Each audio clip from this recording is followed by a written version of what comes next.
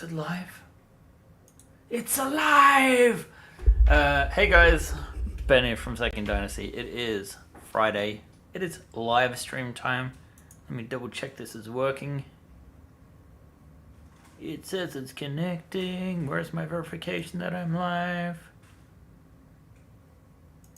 Right, there it is. I can see it. I am actually live, which is good. I will say hello again. Hi guys, it's Ben from Second Dynasty. It's Friday, it means it's live stream time. I didn't think I'd make it into work on time, but hey, miracles happen. Here I am, and I'm very happy today. And the reason why I'm very happy is because my modular cutter experiment, it's not quite as far along as I wanted it to be, but it works in the most satisfying way. So I might have to actually pluck up the camera and show you guys how this is gonna work. But let's see. I don't think I've got too much cable here. I've got a little bit. Let me switch. Let's see.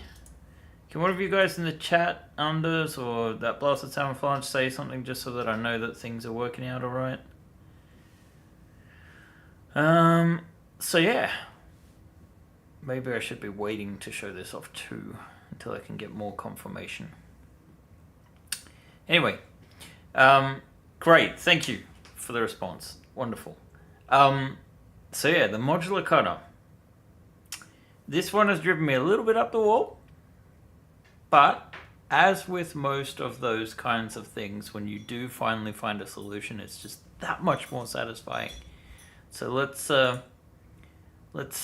switch to the close-up cam, and I will see if I can dismount this, I guess. Oh no, this is quite firmly attached. There we go. Alright, that is a little bit disturbing.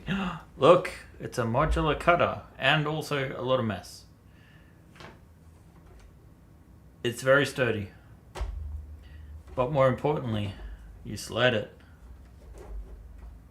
off the module and you lift it off. It works, guys. It works so well. And at the moment there are no clips in it or anything. It's just gliding on the 3D print and working as intended. I just put a regular launch front on, and I just realized that, yeah, the default version is going to have to be this. I feel behind. We're less than 2 weeks away, and the cutter knows I will do, but I'll just turn it into a stretch goal. So let's see. I probably just ruined this camera, I realized, now that I'm trying to mount it again.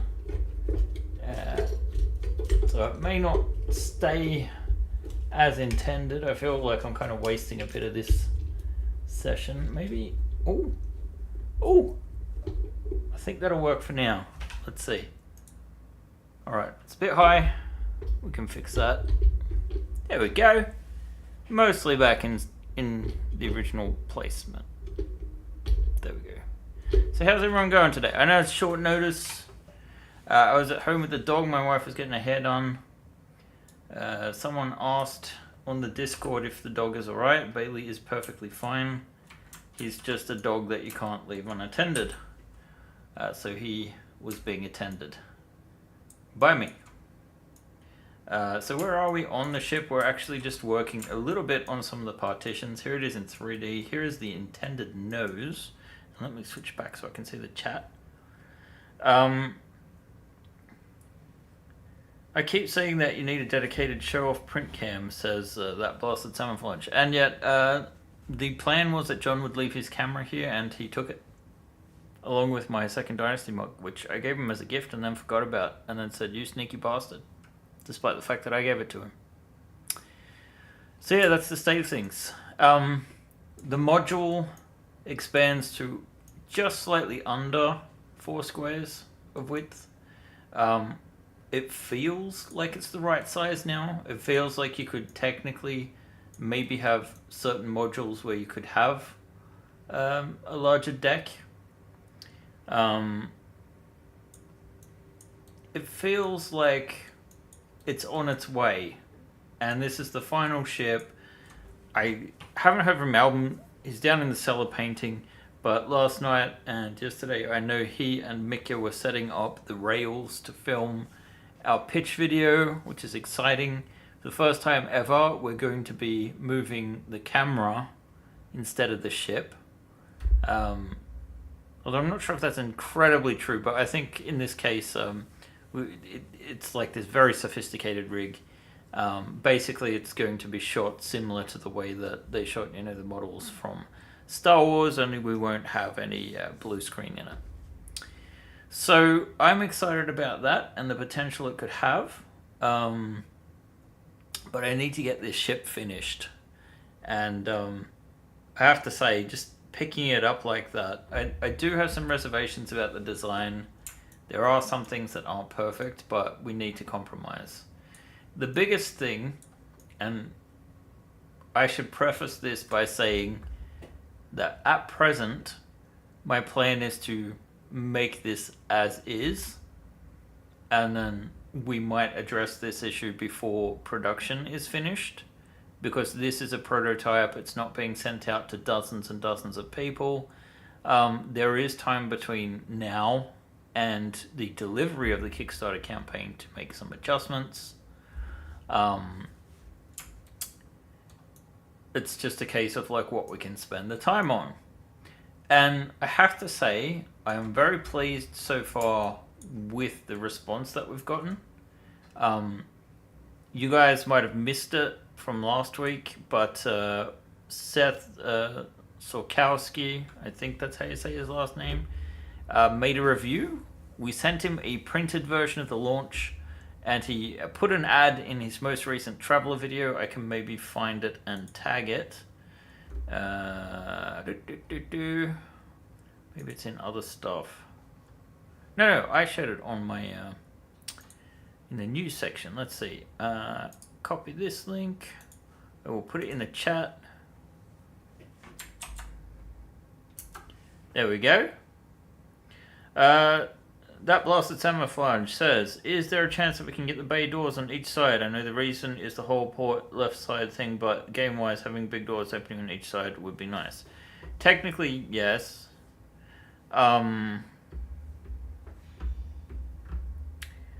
You could move things around. It will impact the stability. But because it is just a section of the ship, a module, and it's actually being supported by the top rail section. Oh my god, it could be Alban. I wonder if Alban's remembered that it's a live stream right now. I think he has. Because he just came up. And now he's showing things off camera. Hello. I haven't seen Alban this week, so this is a bit creepy right now. Do you want to hold it? Do I want? Is it wet? Not really. Okay. It might be a little bit wet on the blue parts. Looking good. Looking good. Thank you. Is this our Pan Emmy theme? So I'm going to do some. We need to talk about how we want to do it, because like you can have like a blue stripe along the windows, I guess, or lower. And a heavier grey on the bottom, or something like that. I'm sure that would be great. Yeah. Thank you. How's the stream going? Good. Hi guys, by the way. I'm here. What's up? I was just showing the guys this miracle. Wow. Cute. You should make that like into a tool. What do you call it? You know, what's it called? I don't know. It's a big toolbox. Toolbox. Yeah, like a cylindrical toolbox. Yeah, it does kind of work. Yeah. Like, it carries the weight quite well. But this is the cool thing, and I'm going to have to do this off camera because I don't want to dismount again. But Oh! Okay. Yes. I was just showing the removal of the module. Wow, that's cool. And the module itself is quite stable, to answer your question that blasted camouflage. What am I supposed to call you instead of saying all three words? It feels so excessive. Blast off. Blast off! I don't think that's a completely different name. It's nice to see you, Alban, in any case. Tamsin says the cutter and the pinnace look good. The pinnace has been cut. Oh my. Hey Dalton. Dalton asks, is it possible to get STL files for the Windows? Yes. Some of them. These have been designed a little bit more with that in mind. Like the front windows, you can kind of see the tracks, and then I realized maybe this won't fit so well. The side windows are kind of being built to just glue in place, and I think the smaller windows have too, but I can't remember. Yeah, there's a little rim around there you can barely see. So, despite the fact that this isn't a conventionally shaped modular cutter, I think it looks more interesting. You can still make plenty of phallic jokes about it. I don't think we're going anywhere off track here too much. But yeah, I think we will start with a standard cockpit that we've had for the other ships, and we'll just do a variant in stretch goal territory just because we're coming into a time crunch now, and we need to get this painted by Albin so it can be filmed. I've heard that Albin has been setting up the scene all day yesterday, if I'm not mistaken. Yeah. And that was really interesting. I think I put some pictures on our Discord, but it's like building a big room-sized machine. Okay. It's hard to visualize, but I'm sure we'll make sure that we film some behind-the-scenes stuff for that, so we can have that for next time. So yeah, I'm just basically planning out the interior here. I've made some creative choices. I don't like all of them, but I'm kind of sticking to them now. To answer your question, that blasted summer flange about how much we could customize things in the future, I think the way that you could do things is to maybe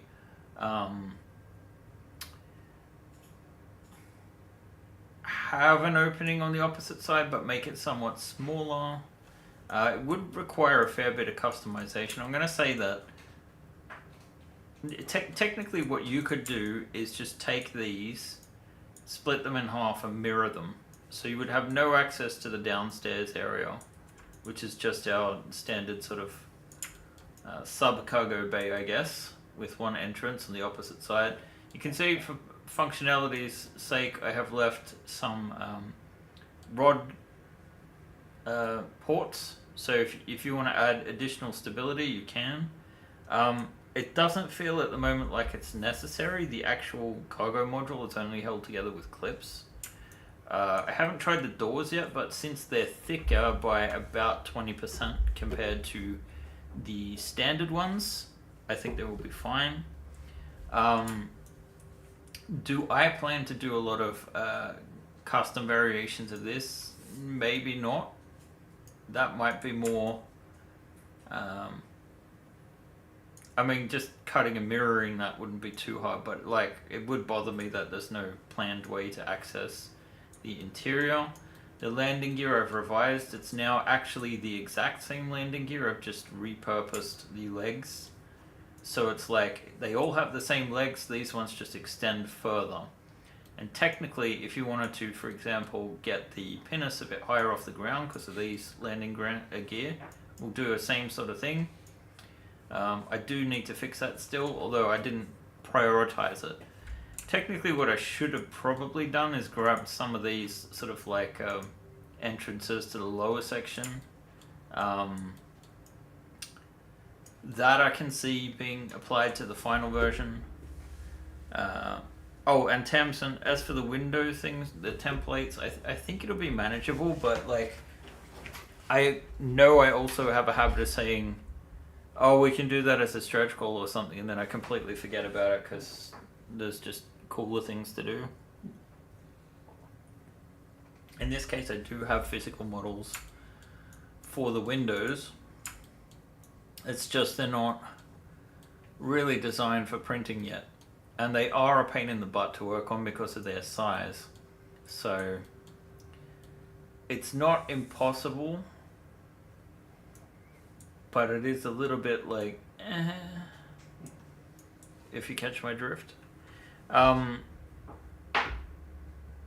But, you know, we do technically have a mesh there. We could certainly provide those meshes. You would probably have to sand down the sides to use them as is, just a little bit.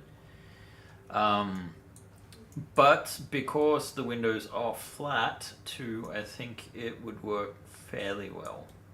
So I'm not going to say no, and I'm not going to say yes. I don't know. We despite the see, I haven't worked anything on the page yet. We haven't worked out too much about what's going to be included, what's not, and I've just remembered I need to kill Dropbox. Snooze notifications for an hour. There we go. So there is a lot of work to be done on the campaign itself, but I have a clear plan and idea of what it's going to look like. The main concern I have is now that we're splitting this between 3D printed and STL files, is there going to be too much information for people all at once? How do we divide that page up into a sensible sort of area? Into sensible areas and sort of like create some divisions graphically so that it doesn't become too overwhelming. We don't want to overwhelm people that are just buying a physical model with all of the STLs. You know, there's a lot of back catalog. So what can we put on site, off site? Can we host some larger pictures of things?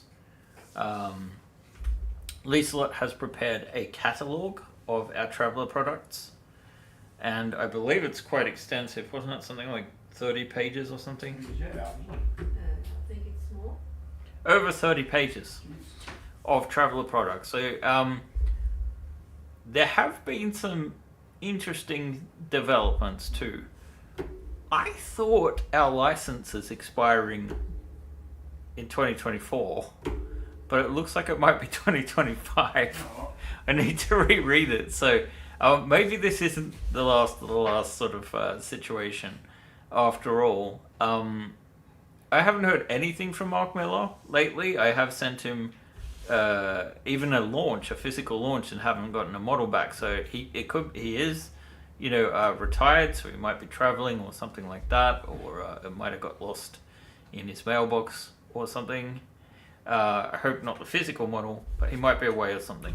So I really haven't had a chance to talk to him about those sorts of things. Hopefully I'll be able to get in touch before we go live. But I am a little bit excited for this campaign now. I was saying at the start of the show we had this thing with Seth. It has led to, I think, about 300 new people signing up for the campaign. So we have now officially got over 1,100 people, I believe. I need to double check that. Let's see if I go to the campaign and look at our promotional page. Now, I've been really bad about promoting it otherwise, but yeah, we've got 1,109 people following the project so far. Nice. Which takes me from being nervous to being, okay, there's some interest here, we've got something to go off, and that combined with the fact that we can potentially pick up some new customers with the physical models.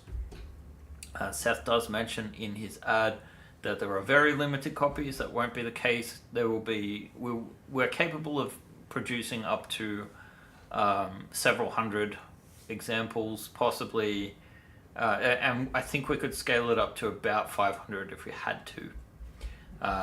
As I mentioned last week, John's going to handle all of that, which is no offense to the wonderful print services we have worked with. It's just logistically and quality control wise and price wise, that's the best option for us at the moment. And yeah, that's where the update is. I'm kind of a little bit unprepared today because I was I was working from home and felt a bit stressed with the time crunch. coming up.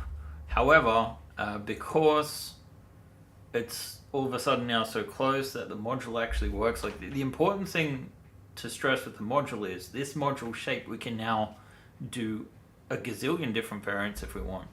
I also think that technically, we could have a split level situation. So maybe I have in my working files here, let's say Cutter Workshop, are there any floor tiles left? Are these separate or...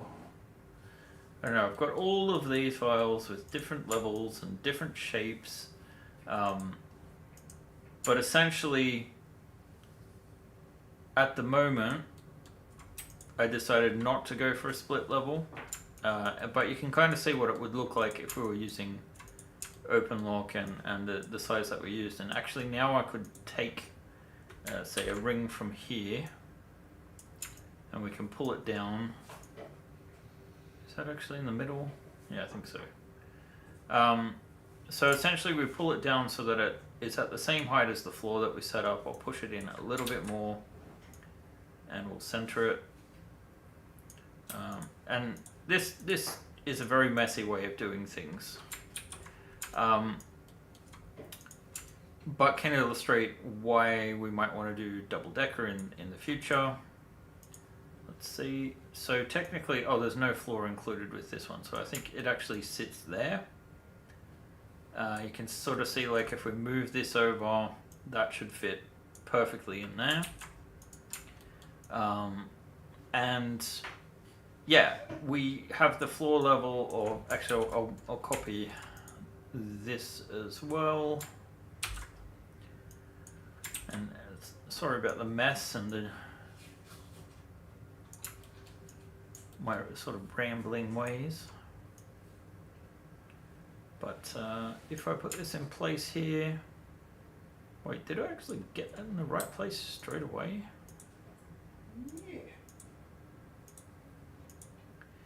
Yeah. So here are a couple of objects that we've put in there.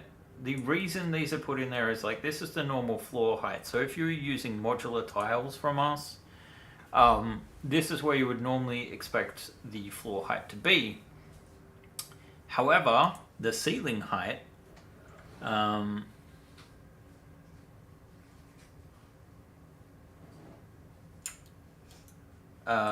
can kind of see, like, this, if you imagine that this was blocked out properly, you can kind of see that the ceiling height should be here.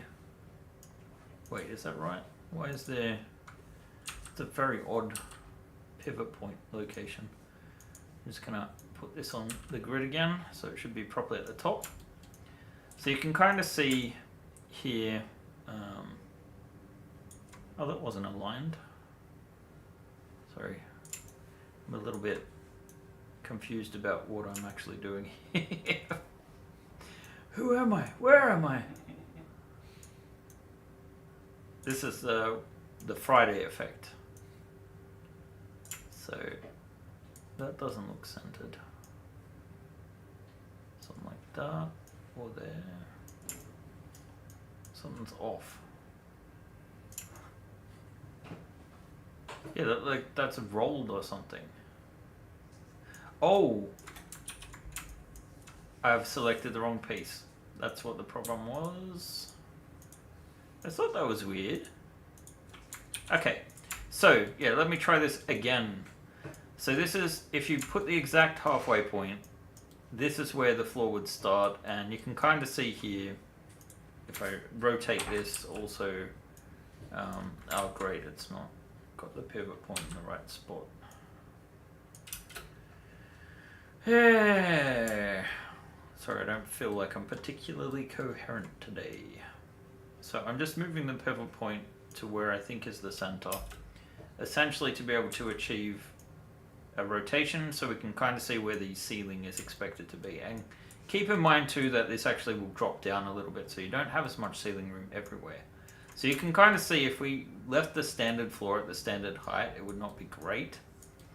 And you can also see that the lower deck floor is kind of just above where you would expect it to be.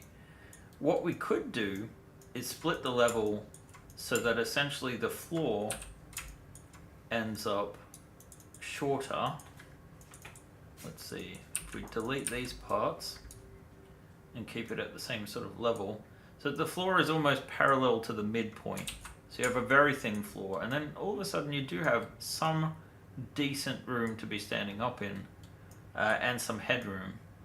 Of course, you do have these severely curved walls. We could probably even get away with lowering this just one more. So it's very, very close to the midpoint. Very thin wall. So non-standard arrangements. Now, maybe I should be reading the chat here. Let's see. That blasted Flange asks, a habitat module with a lower floor instead of a regular height could be useful, but I'd recommend at least a module that can deploy a vehicle as an achievable goal. Well, the achievable goals would be in the case of good old Mega Traveler here, where it literally says, a cutter of this design is capable of carrying one of several transport modules available. The three most common modules are the ATV module, it's listed first, which includes an operational ATV to be designed separately. The fuel module, which serves as a fuel skimming vehicle and storage tank. That's not going to be very complicated. And the open module, which can be customized for passenger couches, fuel, cargo space, cabins, or staterooms. The basic hull comprises 20 tons of the vessel's 50-ton mass, consisting of the bridge drive, blah, blah, blah, all of that stuff, which is stock standard. So, again, going back to this classic design, what's wrong with it? Well, aside from the fact that they've splayed this over two, well, that sounds great. Yes, aside from this being spread out over 2 pages, we can look at it here. Once again, I counted the squares and it turns out to be about 40 tons. The module itself, you can actually see, takes up the correct amount of tonnage, technically. It is 5 by 5, no, sorry, it's 10 by 4, which, you know, works out to be the right tonnage at scale, actually. But I don't think they were planning for this. And yeah, there can be different module shapes. There's a lot you can do with it. But we kind of got to see what the interest is in the campaign, obviously. If we get a lot of people interested... Wait, why is this not in there? Let's move this over to the workshop. Whoops.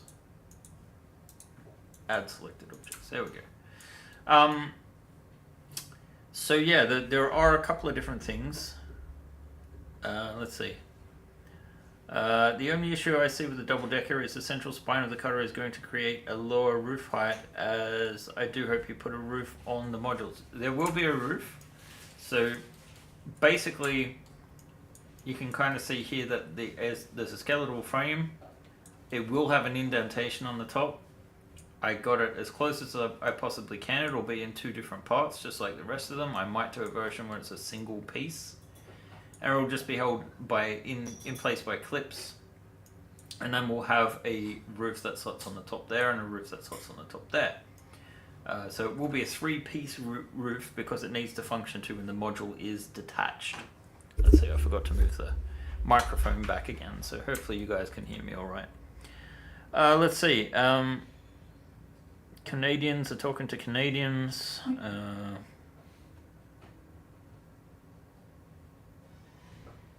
Yeah, we can basically the docking collar thing that we have here. We just make something that fits essentially into this nook and cradle system. So as long as it can fit in there, you could have lots of different things. You could have an open skeletal version, like, I mean, we can literally just take this apart and you can have the, you know,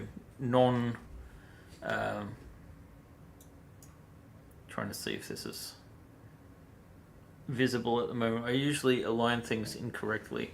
So yeah, this is the version without it. It's actually quite stable. This does have 2 support rods, 4.5 millimeter.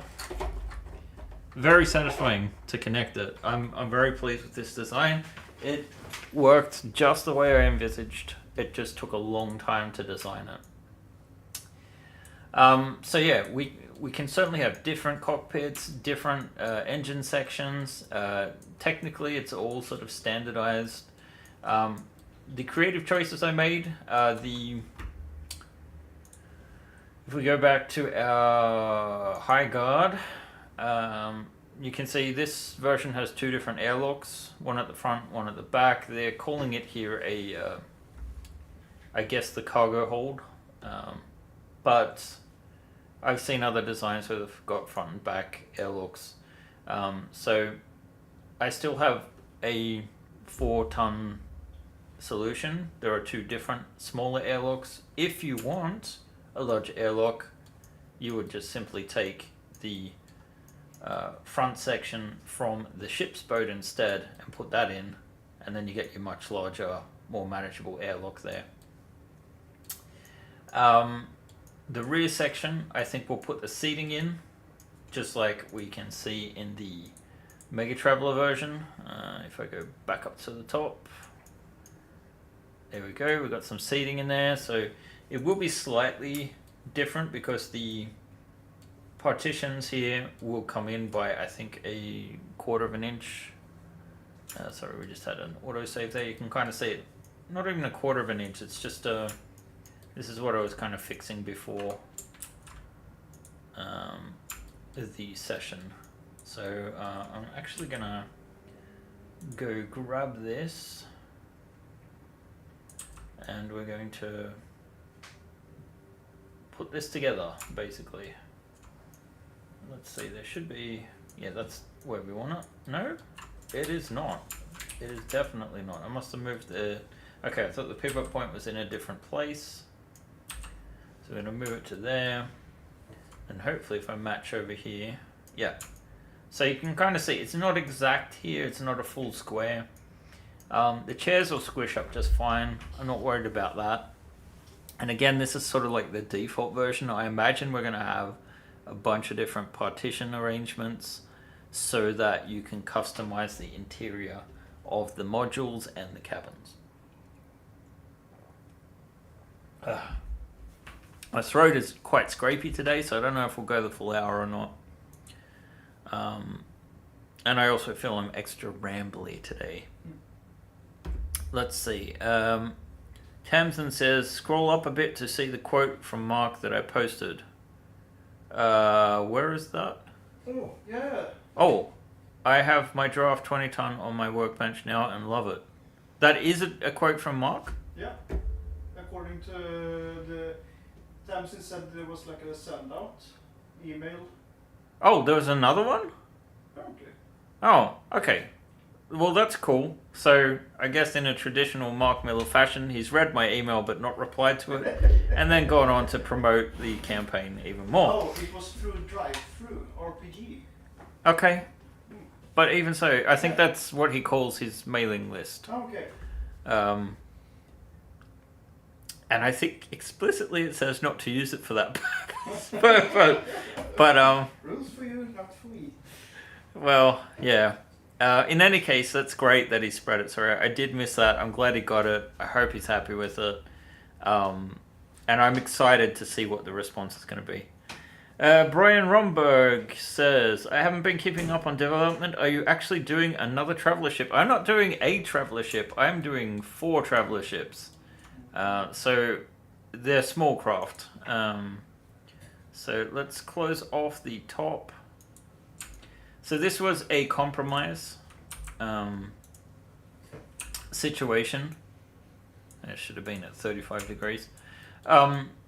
So I think I've been quite honest about how the Traveller license is done. I love Traveller. We just wrapped up another year-long campaign at Glisten. We're going to take a break. So I'm going to run some Alien next time we play Colonial Marines. and then I think we're doing the last chapter of Death on the Reich, the Warhammer Fantasy campaign. But my point is, like, I do play Traveller. I have a passion for Traveller. I like doing the ships, but they are a little bit of a nightmare to convert. And in some ways, like, having more creative freedom, I don't know. I think I'm my own worst enemy. But the Beowulf took way too long. It wasn't a profitable venture, even if it did well in the campaign. I'm happy with how it performed. But if I look at the amount of time we had to develop it, it doesn't make sense for my business. Here we're looking at, you know, I couldn't tell you exactly how long I've been working on these, but it's a fraction of the time of the Beowulf. Like, it's still in the months. I think we're probably at the 2-month mark of, like, full-time work. So this is kind of like subsidizing the losses as well. And essentially, by the time this is all done, the starting funding that we're looking for is essentially our production costs for that period. Costs a lot more than you'd think to run a business, especially when you've got employees. And so this is kind of like the last case of, okay, well, we can do these ships. They're all a similar shape. We can iterate once we've got that base ship. And you can kind of see, too, in the production cycle, how much quicker the ship's boat and pinnace went compared to the launch. And now the modular cutter. Last week we were working on the modular cutter, but it was not anywhere near the finished. It's not a finished state at the moment, but you can kind of see how much quicker things are going. Michael Tenery says to ramble on. All right, well, if the public demands it, I will grasp to that one person that says the positive thing and hold on to it for dear life. So there are a few sections here that I'm a little bit nervous about how we're going to connect them. But I think in general, we just need to make some adjustments for, you know, the shape of these partitions. We need to figure out those chairs. We need to put a top on there. We need to design some covers for the landing gear on the actual module itself. It's all set up all right. It'll just be a case of... technically, we could almost just scale that up as well in 2 dimensions, I think. But I'm not going to be that cheap. Yeah, I don't know. I'm optimistic, which is a nice feeling, because to be perfectly honest, I've felt a little bit overwhelmed with how we're going to get this campaign done on time, and you know, what are the results going to look like. I think before anything else, actually, I'm going to export these garage doors just so that we can get them printed up fairly quickly. Let's see, we want to go to export, small craft, then into the 50-ton modular cuddle. I swear I need to go in some course to enunciate my English. I need to speak more clearly. Clearer. In my defense, I've been living in Sweden for 20 years. I don't speak no English no more. And I'm from the colonies. I'm trying to find what the name was for the original garage door, but there we go. Cargo garage door. What an obvious name. So I will rename this to module cargo garage door. And we will open it in... I still like to use Prusa Slicer, even though we're going to use our P1P. And there are some issues here I see, but I'm just going to run it through NetFab. And we'll flip it upside down. So it's designed to print standing. This should print fast, although I am a little concerned about stability on the P1P. I think this will probably fail. But we'll see. We will see. Because there's not a lot of surface area there, so my Mark IV is playing up a little bit. And I'm not enjoying that. So let's save over the top. We might do the luggage compartment door too. Let's see.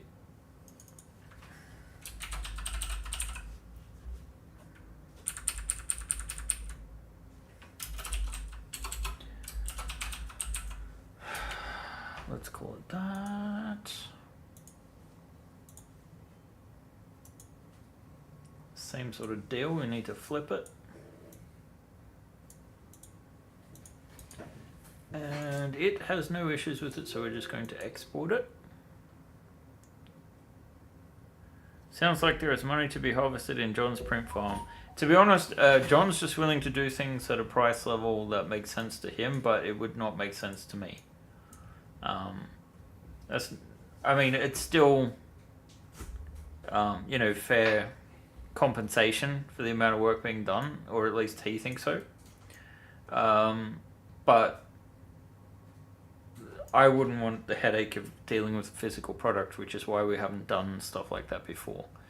But this will be a trial run. Maybe it will be sufficient. People, all of my fears won't be a bother. I know that a lot of people have said they love the amount of detail I put into the ships, but sometimes I overthink things, or rather with the traveler ships I'm doing stuff that they don't really care about. Like making sure Thrashers have toilet seats is maybe not the best thing. What am I doing? I'm looking for my bamboo here. Let's go back to our print bed, clear it. I'm still learning this slicer. So let's open these up. I do suspect these are going to be an issue, but at the same time I think it should compensate by putting, if I go to slice plate, there should be like a brim generated. Oh yeah, you might say that. Okay, so we'll see how long this is going to take, but why am I using my bamboo? Aside from the fact that the Mark IV, I think it might have a clog and it needs a proper clean out, or there's just something going on where the quality hasn't been so great. There's lots of zits and things. So if I head to print plate, it says 1 hour and 29 minutes. So I can have these before the end of the working day. I'm going to go to print plate and I will send it. And technically that should be working in the background now. Let's see. Making new modules after getting after the connection gets designed would be relatively easy. Yes, that's the idea, and you know, it's an ideal thing to sort of use as a stretch goal concept. I think this time we're just going to bodge up the stretch goals a little bit. We can extend the delivery times a little bit. Obviously when we're doing a physical product, it's going to take longer. We haven't planned for a vehicle, but obviously that's one of the core modules, so I can see that becoming a stretch goal that might take longer to deliver. Albin, for example, isn't going to be freed up until the new year. He's busy on a film project, and he's only going to get busier in November, I think. So, if that's still the plan. Busy. And I'm going to be in Australia. So there will be a slight delay on things at the start of next year anyway. So I'm just going to fix some of these parts. It made more sense up the front of the ship. Here we've got this gap we need to fix. Same issue. Here it sort of pushes out so that we can have this ladder on. But we don't have it on the opposite end. So I think we can probably cut this a bit short. So I need to recreate some geometry. We want it to match up with this end of the ship. I think these two parts will be integrated together. You can kind of see here.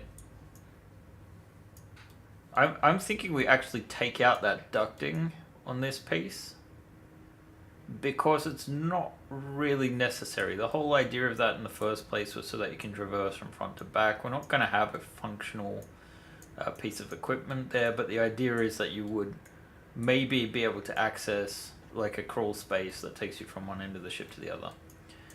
In practice, though, we have our sort of mechanics for the different parts. I've kind of got the prototype parts, so we let's see, on the close-up you can kind of see here, I think if you look at the top edge, it's very hard to see with this camera, especially when it focuses on my hair. Come on, focus on the plastic, please. No, there we go. See, there's a layer shift at the very top row, the first millimeter or so. So this was a failed copy. It happened on all the parts. But essentially, this is the connection we have. Just a series of holes. You can have clips, you can have support rods mated to this at the end. And they just simply go together. And honestly, there's enough friction in there that they stay together pretty okay without support rods or anything. And you're not going to have the ship at an angle like this anyway. Obviously, if you've got all the weight, it's not going to hold it. But since it's going to be horizontal, this works great. And even now, it doesn't look like it's bending too much. So very happy with the way that turned out. So I'll put that back in the trash. Let's see. Michael Tenery says, overthink things? You? Nah. But you do amazing work. Aw, shucks. Best printable 3D Starship designer I have ever seen. It is quite niche, so there might not be that many examples, but thank you. I guess technically I've been at it the longest too. But yeah, I feel happy with the direction of this. I hope the design is not too unconventional for Traveller fans with this modular cutter. I know that there are different shapes. Obviously, this won't be able to dock with a mercenary cruiser, not that I would ever build one. But you could technically still use the same kind of cradle port to just dock the front of the ship or the rear of the ship potentially, since it has this airlock here. And that would conveniently place it on the port side. Wouldn't that be nice? Another question from that bastard Samouflage. What lessons or ideas are you taking from this project and wanting to put into future original designs? It's a good question. You know, a lot of the things that we're doing here we've learnt from some of the mechanics we've used for our starfighters and for the globule and all of that. So it is rather exciting to see the progress that has been made with the mechanics, and I'm really enjoying the functionality that comes to it. The ramp for the pinnace is very satisfying to use. The swing wings from the pinnace is very, very simple, but I can imagine using that claw joint again for other things. It just, and despite Albin painting everything, I don't think it's broken or anything. So no, there was one leg that broke. Legs, that's fine. The legs are quite delicate. Legs they don't are for breaking. They don't print. Legs are for breaking. That ramp is gonna get used as totally glitched. So yeah, just to show it on screen. I don't think I've got it rigged up, but yeah, it folds out. Actually, why don't we rig this really quickly? Why are they not parented? There we go. So it will fold out like so. And then the ramps. Wait, I need to change the tool settings so that this should be reset and set to object. So they extend like so. So it's kind of like, it reminds me of like when we used to load motorbikes onto trailers. So yeah, there is a lot of cool things that we're doing for this campaign mechanically. that I would definitely use again. And in fact, like even just designing the lighting, it was so much easier having the lighting kits from before, and you could kind of modify them and say, okay, well, I learned from experience, I didn't like the way that this worked, I'm going to come up with a solution now that's going to work better. That Blasted Samurai says, Monster Fight Club is doing a huge cargo carrier ship, so maybe watch and see. Maybe the mercenary cruiser is not that bad a goal. They're using MDF for some parts too, so it's an option. MDF? I don't know what that is. Is that like particle board or something? I don't know. I assume it's some kind of manufacturing technique, but I have no idea. The mercenary cruiser, because of its shape, would technically work better for its size, but I don't think it's practical for anyone. And not to mention the fact that I just don't... We'd have to like get $200,000 to make it worthwhile. Brian Rumbow just remembered that I can install 3D Studio on my WFH computer. Work from home? Oh, work from home, yes. Could model the M-Class on my old traveler group in my spare time. You can do what you want. I mean, shape-wise, a sphere is quite good for stability. The issue would be in the lower decks with the legs. I have thought about it, to be honest. And then the other thing too is I don't think it's going to be super satisfying because of the way that it's meant to be oriented on the playing table. I think honestly some of these ships, they're just better to do like deck plans, to be honest. But one can dream. And we certainly do have the instead design that you could just scale up. Oh, I completely forgot about Ian. I need to get back to him. So, let's see. Having variants of the same base ship is awesome. I have my own Delta variant printed and planning on modding my Cerberus and would pay to get even more options. I love the whole the Chimera series has been great. It all, like the Cerberus is based on Chimera, the Odyssey is based on Chimera. Things get better and better as time goes on. And I would like to do new stuff in the future. The thing is, I have not done an original ship since Sleipnir. And that launched in 2020. So, everything I've done, I did the Shuttle Alpha Mark IV, but it's still like an iteration of the Shuttle Alpha Mark IV. We're doing a Delta update in conjunction with Kathy Millatt's campaign. It's an add-on.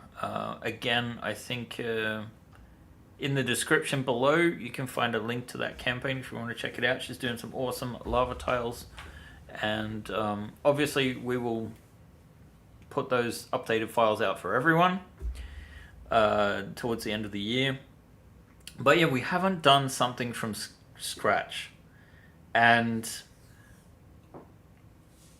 when I look back at things, it might just have been because the Expanse was at the same time, right?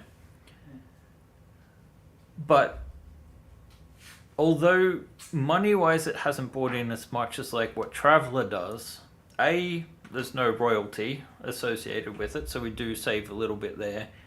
But the thing that really I loved about Sleipnir in particular is the backer number. We had something like 920 backers on that one. That's the most we've ever had on any campaign.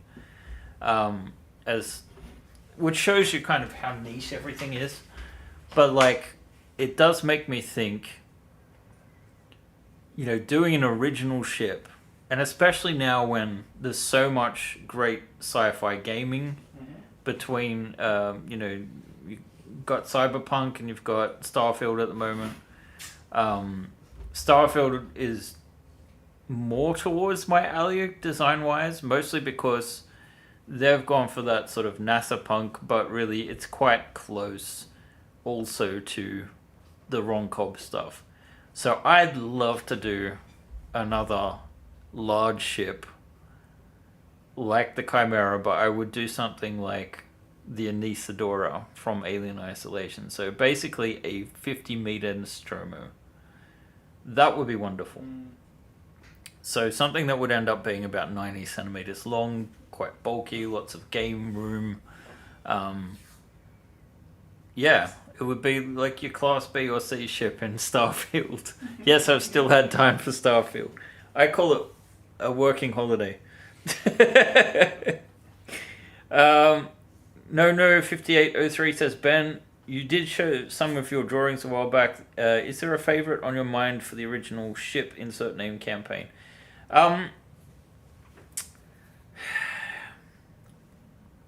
Long term, see, I don't know how popular it would be. I really kind of like some of the designs from Gunbuster. They were designed by Miyatake, who's like the partner of Kawamori, who designed the variable fighters from Macross. So this is the guy that designed the Macross itself, right? And did the starships from the Macross series.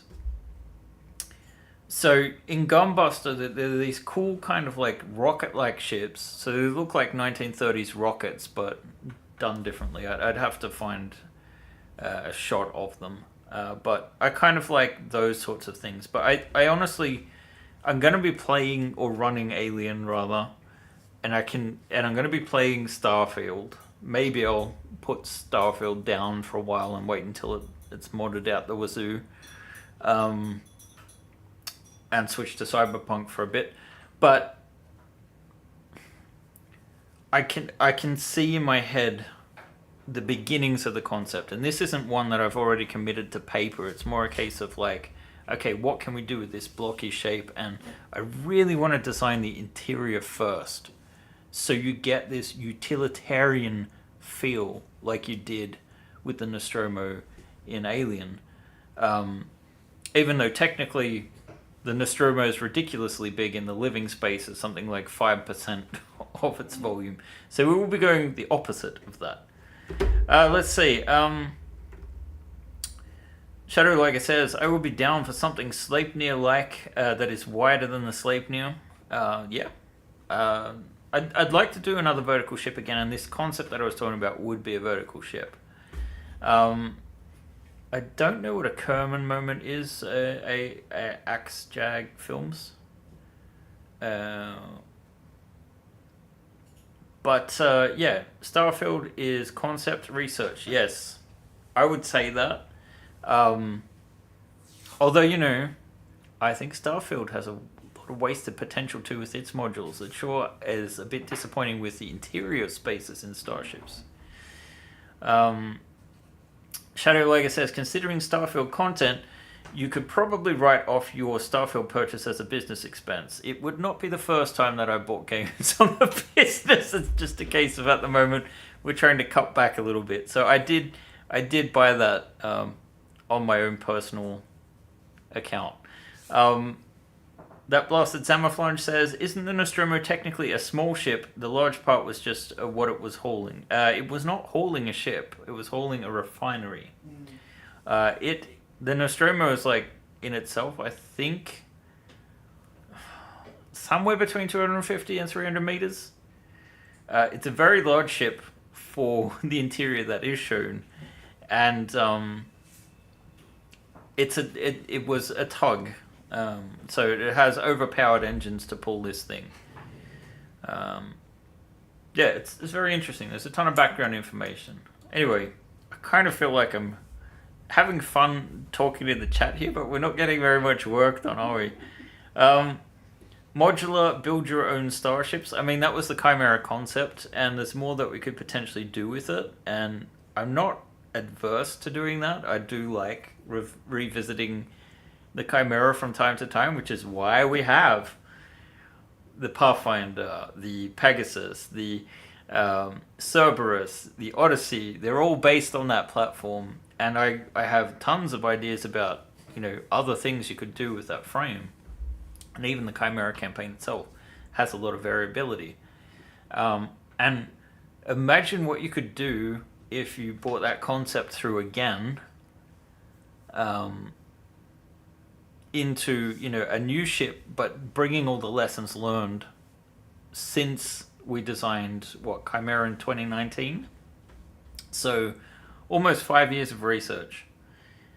And I think we could do a better job, but also at this particular point in time, I don't have 5 months to develop a ship of that size. So and I think doing something new, like we've had a great response when we've redone old models, but it's still like half of what you can get with a new ship, right? So I'm torn, because I do have a habit of going back and trying to make things better, and in fact, I have a whole hammerhead and pass at the scout ship beta that is almost production ready, but I'm gonna save it for a while, I think, because we just need something new. Let's see, the lack of variety in Starfield interiors did come off to me as wasted potential. Yeah, and the further I get into the plot too, there is just like, I can see the potential of the setting, but it does feel empty. What I'd really kind of like to see is actually Starfield, but in the alien universe. And the other thing too is the cargo bays are ridiculously small. Like, ridiculously small. Like, if carry weight is in... It can't even be in kilos, it must be in pounds. I think it is kilos, though. Are you sure? What? You're just carrying around... Like, my character carries 300 kilos of stuff all the time? As a person, you're carrying kilos. Even if it is kilos, even with a Class B ship, you're putting on cargo modules and getting 270 kilos of room. It's like... It should be tons and tons of space. Now, like, even conventional rockets, like, they have, you know, limited payloads, but that kind of payload is like a satellite. Alright, Shadow Liger says, the lack of variety... Oh, sorry. A new version of the Chimera, the Manticore. I mean, Chimera is a name, the whole point of... Like, the name itself is the intention of the ship design. And then, yeah, Shadow Liger said, Shadow Liger believes you have the lessons under your belt to strike out well with a new ship concept. Thank you, mate. I appreciate that. And what, Shadow Liger, why are you talking about yourself in the third person? This is weird. Yeah, like, and the thing with the cargo base too, it's like, okay, modding is not really official at the moment. It's not going to come out until next year properly, and getting mods to work is a little bit more difficult. But I'm surprised that there aren't really... There was one that does address cargo, but I couldn't get it to work. So I'm basically playing vanilla with the interfaces changed. So this is becoming more of a hang than showing off the work that's getting done. You can see I'm not quite finished. I do kind of feel obliged to try and get this back area printed, or on the printer rather, by the end of the day, so I can kind of say that it's pretty much finished over the weekend. So I might cut this off in a minute and actually get to work. Got to be a good example for my employees, right? So yeah, Shadow Liger does what he wants. Who's Dirty Frank Tamsin? Isn't he that Wait. Japanese guy? Like, are you drunk? That would be awesome. Anyway. I hope everyone has a wonderful weekend. We'll cut things short. Let us know in the comments what you think of the modular cutter. If this is a good solution. Does it look too weird? Were you hoping for the full 4 inches of diameter? Or are you happy with this middle ground here that remains... I think by doing things this way, you are going to ultimately have more customization options. So, he had a bourbon yesterday. Oh, Kathy, you're just in time for the end of the stream. We did mention your Kickstarter, and there is a link in the bottom of the... Sorry, I'm just being distracted by Michael Tenery's comments here about girth. Yeah, we can't have this turning into like two streams ago, can we? Have a wonderful weekend, everyone. I will be back next week, hopefully, and we will be just days out for our next Kickstarter with the Traveller Smallcraft. We'll also be able to show you more prototypes, because I think we might have at least some behind-the-scenes footage of what we're going to be filming. So thanks again for joining me, for hanging out, keeping me company, contributing in the chat. I absolutely love interacting with you guys. And yeah, have a great week, everyone. Bye.